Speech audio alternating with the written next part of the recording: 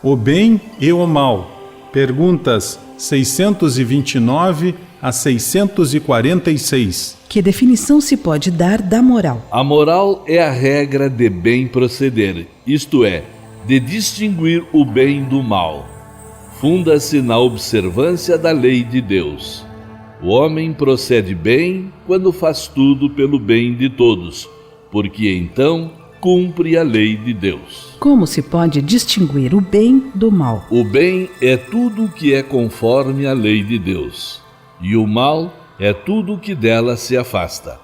Assim, fazer o bem é proceder de acordo com a lei de Deus. Fazer o mal é infringir essa lei. O homem tem meios de distinguir por si mesmo o que é bem do que é mal? Sim, quando crê em Deus e o quer saber.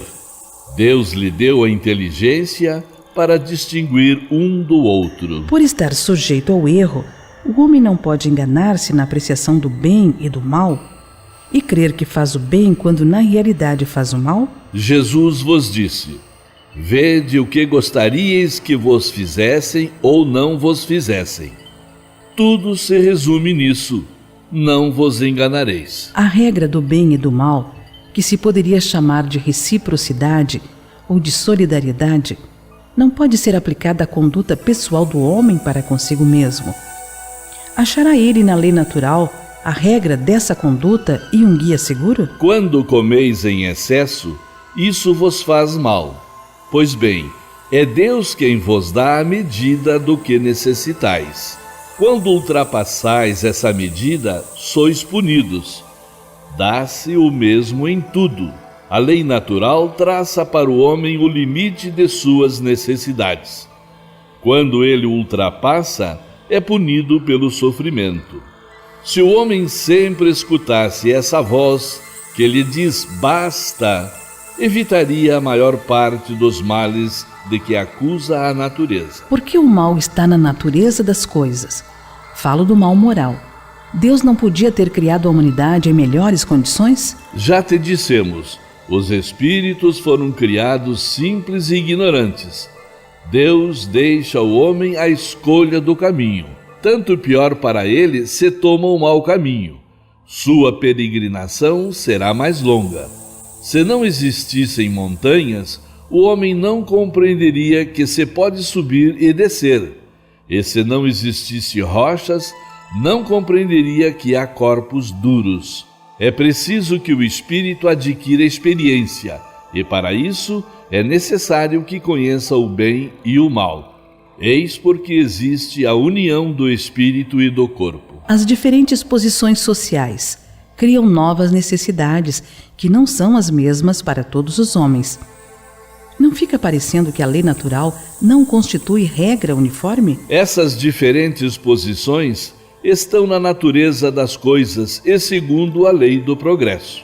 Isto não impede a unidade da lei natural que se aplica a tudo. As condições da existência do homem mudam de acordo com os tempos e os lugares, resultando para ele necessidades diferentes e posições sociais apropriadas a essas necessidades.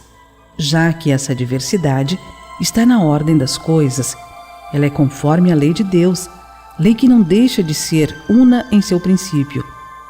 Cabe à razão distinguir as necessidades reais das necessidades artificiais ou convencionais. O bem e o mal são absolutos para todos os homens? A lei de Deus é a mesma para todos, mas o mal depende principalmente da vontade que se tenha de o praticar. O bem é sempre o bem, e o mal é sempre o mal, seja qual for a posição do homem. A diferença está no grau de responsabilidade. Será culpado o selvagem que, cedendo ao seu instinto, se alimenta de carne humana? Eu disse que o mal depende da vontade. Pois bem, o homem é tanto mais culpado quanto melhor sabe o que faz. As circunstâncias dão relativa gravidade ao bem e ao mal. Muitas vezes o homem comete faltas que, embora decorrentes da posição em que a sociedade o colocou, não são menos repreensíveis, mas a sua responsabilidade é proporcional aos meios de que ele dispõe para compreender o bem e o mal.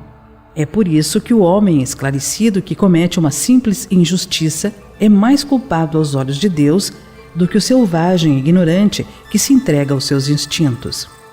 Parece, às vezes, que o mal é uma consequência da força das coisas. Tal, por exemplo, em certos casos, a necessidade de destruição, até mesmo do nosso semelhante. Pode-se dizer, então, que há infração da lei de Deus? Embora necessário, o mal não deixa de ser o mal. Mas essa necessidade desaparece à medida que a alma se depura, passando de uma existência a outra. Então o homem se torna mais culpado quando o comete porque melhor o compreende. O mal que cometemos não resulta muitas vezes da posição em que os outros homens nos colocaram? Quais são, nesse caso, os mais culpados? O mal recai sobre aquele que foi o seu causador.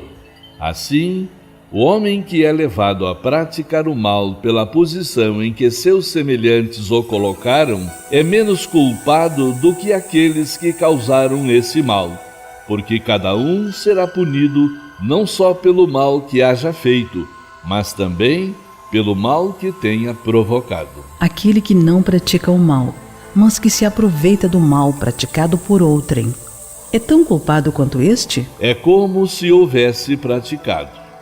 Aproveitar do mal é participar do mal. Talvez tivesse recuado diante da ação, mas se tira partido do mal por encontrá-lo realizado, é que o aprova e o teria praticado se pudesse ou se tivesse ousado. O desejo do mal é tão repreensível quanto o próprio mal? Conforme.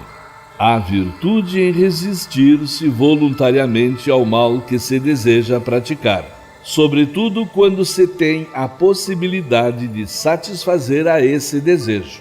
Se, porém, faltou apenas ocasião para isso, o homem é culpado. Para agradar a Deus e assegurar a sua posição futura, bastará que o homem não pratique o mal? Não. É preciso que faça o bem no limite de suas forças, pois cada um responderá por todo o mal que haja resultado de não haver praticado o bem. Haverá pessoas que, por sua posição, não tenham possibilidade de fazer o bem? Não há ninguém que não possa fazer o bem.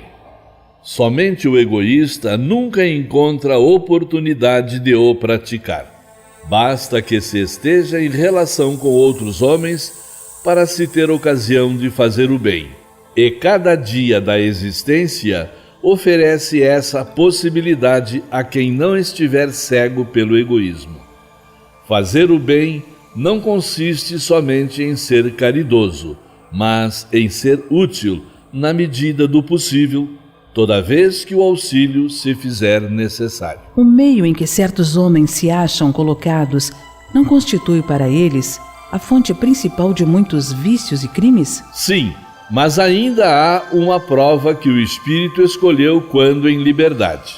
Ele quis se expor à tentação para ter o mérito da resistência. Quando o homem se acha, de certo modo, mergulhado na atmosfera do vício, o mal não se torna para ele um arrastamento quase irresistível? Arrastamento, sim.